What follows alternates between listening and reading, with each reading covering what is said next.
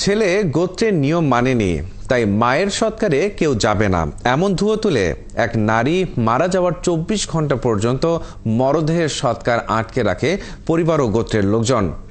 ঘটনাটি বরিশালের আগৈলঝরা উপজেলার বাকাল ইউনিয়নের। নানা শর্ত দিয়ে অবশেষে সৎকারের অনুমতি মেলে। তবে একই ধর্মের আরেকটি গোত্রের লোকজন বলছেন, একবিংশ শতাব্দীতে এসে এমন বর্ণবাদী আচরণ শুধু বৈষম্যই নয়, অমানবিকও বটে। স্বপন দাসের তথ্য ও ছবিতে প্রতিবেদন। ৫৩ বছরের অলকা চক্রবর্তী মারা যান ২১শে নভেম্বর বেলা ২টায়। তার ছেলে সাগর চক্রবর্তী মায়ের সৎকারের জন্য স্বজনদের ডাকলে তারা সবাই অস্বীকৃতি জানান। তখন মায়ের মরদেহ সামনে নিয়ে বসে থাকা ছাড়া আর কিছুই করার ছিল না সাগরের। এভাবেই পেরিয়ে যায় গোটা একটি রাত, তবু কেউ এগিয়ে আসেনি। আমার মা দুপুর ২টায় মারা গেছে। এখন আমাদের বাড়ি সবার কাছে গেছিলাম, কেউ এত আগাবে না। এই গল্পের শেকড় গাথা আরো ১০ বছর আগে। প্রেম করে সাগর বিয়ে করেছিলেন পাশের কোদালদোহা গ্রামের টুম্পা হালদারকে।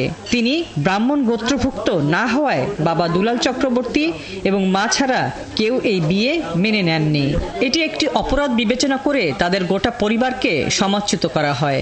আমি নবন বিবাহ করছি দেখা আমাদের ঠাকুর গোষ্ঠীর লোক কেউ আমার পাশে আসবে না। তাই সাগরের মায়ের মৃত্যুর পর তার স্বজনদের সঙ্গে ব্রাহ্মণ সম্প্রদায়ের অন্যরাও তার শেষকৃত্যে বাধা দেয়। আমি সবার দাঁড়ে দাঁড়ে ঘুরতে আসছি, আমার শাশুড়ি কেউ অনুমতি দিচ্ছে না। একটা মানুষ যখন মারা যায় তার সাথে তো কোনো শত্রুতা বা ভেদাভেদ থাকে না।